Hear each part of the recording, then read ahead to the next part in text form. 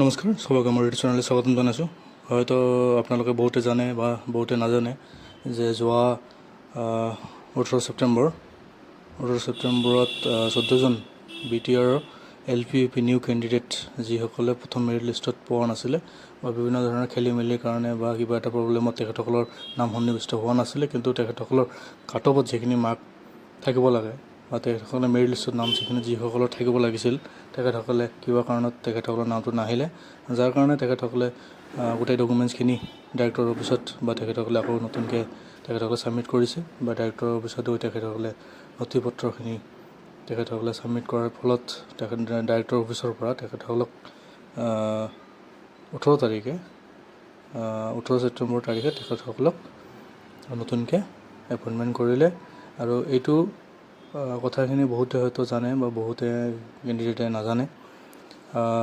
ইয়াতে বহুতো কেণ্ডিডেটৰ যিহেতু নাম অহা নাছিলে আৰু যিহেতু NIS আৰু BEd কিছুমানে LP ছেকশ্যনত হওক নাম আহিছিলে তেখেতসকলক যিখিনি পোষ্ট খালী হৈছিলে সেই খালী থকা পোষ্টখিনিক যিসকল কেণ্ডিডেটৰ নাম অহা নাই কিন্তু তেখেতসকলৰ সেইখিনি মাৰ্ক আছিলে বা মেৰিট লিষ্ট থাকিব লাগিছিলে তেখেতসকলক 18 তাৰিখে এই কেণ্ডিডেটবোৰক 14জন কেণ্ডিডেটক এপইণ্টমেণ্ট দিয়া হৈছিলে। কিন্তু ইয়াতে যিহেতু এপইণ্টমেণ্ট দিয়া হৈছিলে সেই বস্তুটো কিবা এটা ন'টিছ বা ডাইৰেক্টৰ অফিচৰ বা